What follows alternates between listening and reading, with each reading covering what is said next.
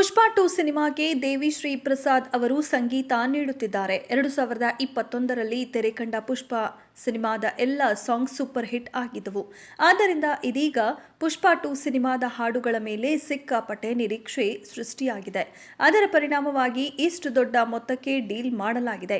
ಅಲ್ಲು ಅರ್ಜುನ್ ನಟನೆಯ ಪುಷ್ಪಾ 2 ಸಿನಿಮಾದ ಬಿಡುಗಡೆಗೆ ಇನ್ನು 4 ತಿಂಗಳು ಮಾತ್ರ ಬಾಕಿ ಇದೆ.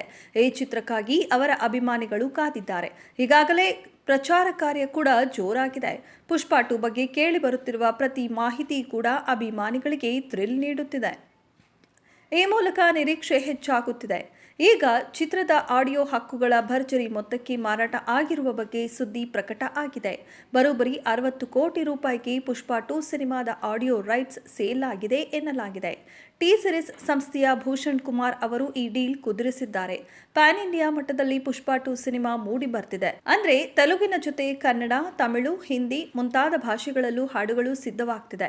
ಎಲ್ಲಾ ಭಾಷೆಯ ಆಡಿಯೋ ಹಕ್ಕುಗಳನ್ನ ಟಿ ಸೀರೀಸ್ ಸಂಸ್ಥೆ ಪಡೆದುಕೊಂಡಿದೆ. ಅದಕ್ಕಾಗಿ 60 ಕೋಟಿ ರೂಪಾಯಿ ನೀಡಲಾಗಿದೆ ಎಂದು ಕೆಲವು ಮಾಧ್ಯಮಗಳು ವರದಿ ಮಾಡಿವೆ. ನಿರ್ಮಾಪಕರ ಕಡೆಯಿಂದ ಅಧಿಕೃತ ಮಾಹಿತಿ ಹೊರಬಿದ್ದಿಲ್ಲ. ದೇವಿಶ್ರೀ ಪ್ರಸಾದ್ ಅವರು ಪುಷ್ಪಾ 2 ಸಿನಿಮಾಗೆ ಸಂಗೀತ ನಿರ್ದೇಶನ ಮಾಡುತ್ತಿದ್ದಾರೆ. 2022ರಲ್ಲಿ ಬಿಡುಗಡೆ ಆದ ಪುಷ್ಪಾ 1 ಸಿನಿಮಾದ ಎಲ್ಲ ಹಾಡುಗಳು ಸೂಪರ್ ಹಿಟ್ ಆಗಿದ್ದವು.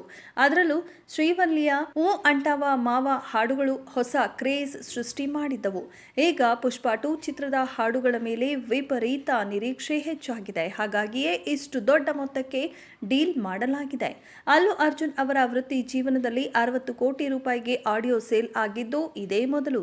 ಸುಕುಮಾರ್ ಅವರು ಪುಷ್ಪಾ 2 ಸಿನಿಮಾಗೆ action cut ಹೇಳುತ್ತಿದ್ದು, Allu Arjun, Rashmika Mandanna, Daali Dhananjay, ಫಹದ್ fossil ಮುಂತಾದವರು ಪಾತ್ರವರ್ಗದಲ್ಲಿ ಇದ್ದಾರೆ.